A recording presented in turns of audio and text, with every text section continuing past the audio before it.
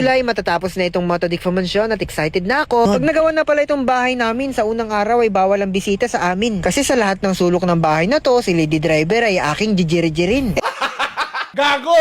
At dito na namin pag-uusapan ni Architect yung pinakita ko na video kanina na kung saan ay magpapalagay tayo ng sliding para doon sa kusina. Ang purpose nga pala ng sliding na pinapagawa namin ay para sa aircon. Sobrang laki ng bahay namin kaya sa tingin ko sobrang lakas din ito at magastos sa aircon. Kaya nakaisip ako ng paraan nung nakita ko ito sa internet. Sabi ko kay Architect, magpapalagay kami ng sliding papunta dito sa kusina at sa sala. Yung sliding na yan ay magsisilbing takip kapag hindi kami tumatambay sa kusina.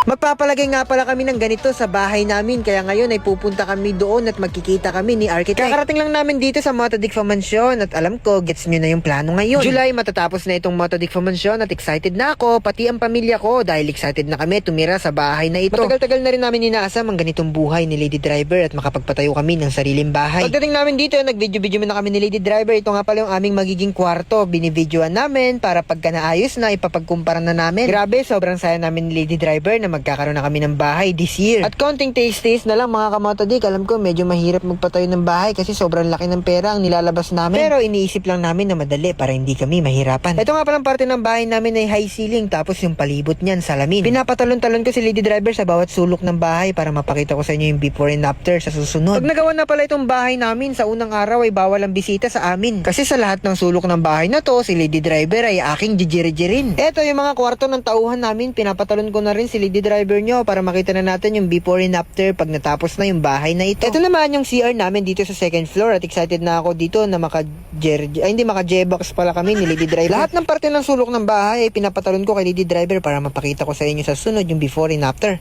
So mga motodik yan, nagpo-flooring na rin sila. Yan.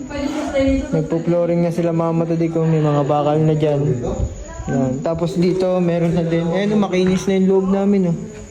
Hanggang dito. Yan. Ito yung pinapalitado na karan ni Tatang.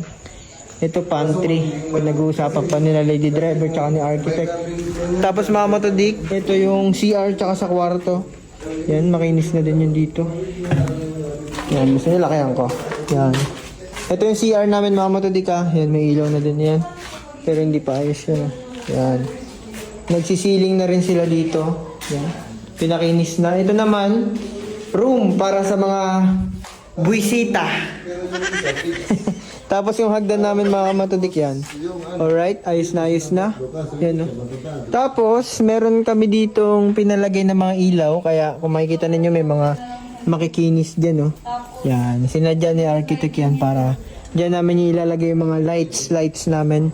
Para kapag habang humahakbang or habang nandito ka sa sala nakaupo, pag may bisita, yan, makikita yung lights. Ito sa cut house namin, makinis na din. Yan, cut house yan ha. Hanggang dito. Pwede na kasi yung cut namin 11. Yan, palitada na. Ito makinis na din. Magpo-flooring na sila after nun. Doon na ulit sa taas. At dito na namin pag-uusapan ni Architect yung pinakita ko na video kanina na kung saan ay magpapalagay tayo ng sliding para doon sa kusina. Ang purpose nga pala ng sliding na pinapagawa namin ay para sa aircon. Sobrang laki ng bahay namin kaya sa tingin ko sobrang lakas din ito at magastos sa aircon. Kaya nakaisip ako ng paraan nung nakita ko ito sa internet. Sabi ko kay Architect, magpapalagay kami ng sliding papunta dito sa kusina at sa sala. Yung sliding na yan ay magsisilbing takip kapag hindi kami tumatambay sa kusina. Siyempre pag may mga bisita, kadalasan tinatambayan namin ay dyan lang sa sala. Kaya gumawa kami ng takip papunta sa sala at papunta sa kusina para pag sa sala lang kami tumatambay, dito lang din yung aircon sa amin at hindi na kumalat sa buong bahay. Pwede rin Arky, magiging sarado na rin siya halos kasi ang purpose lumamig doon. Palagi na siyang sarado. Yun mga matudik, may bago kaming plano dito. Ito kung makikita niyo sa video, ganyan. May sliding door dyan na mga salamin na kapag itong bahay namin, ito sa sala kasi yan eh. Pag tinakpan namin, galing doon, magiging takip na siya. So, kasi ito naka-open lang yung sala, papunta dito sa magiging dining tsaka sa kusina namin. So, itong sa video na to mga matodik yan, gagayahin namin. Dito namin nilalagay yung sliding na yan. Para pag yung aircon namin mga kamatodik, naglagay kami ng aircon dito sa sala. Kasi syempre madalas dito kami tatambay sa sala. Kaya pa palamigin ng aircon na bibili namin. So, ito kasi mga matodik, open yan hanggang doon. high ceiling kasi tayo, kaya yun yung naisip ko, buti na lang dumaan sa new speed ko na lagyan natin dito ng sliding para kahit pa paano maging malamig dito sa sala, kasi dito kami madalas sa tambay.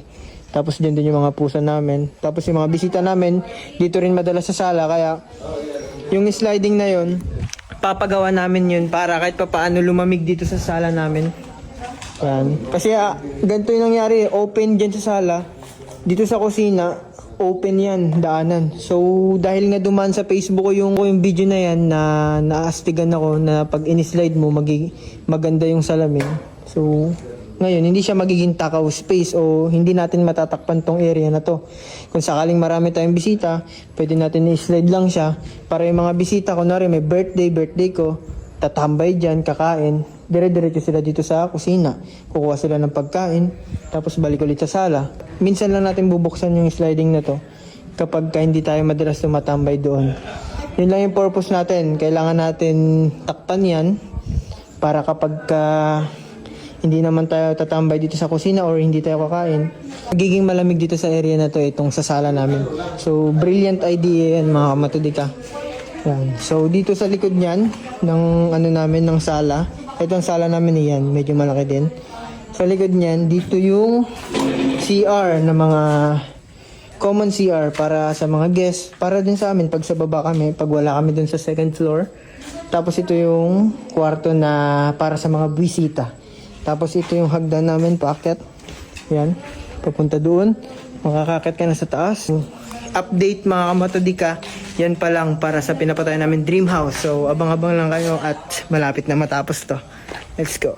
Pero bago nangyari ang lahat na yan mga kamatodik, nagulat lang ako sa panalo ko dito sa nilalaro ko. 700 pesos times 2,000, 1,027,000 na kaagad. History yan guys, 2,000 times.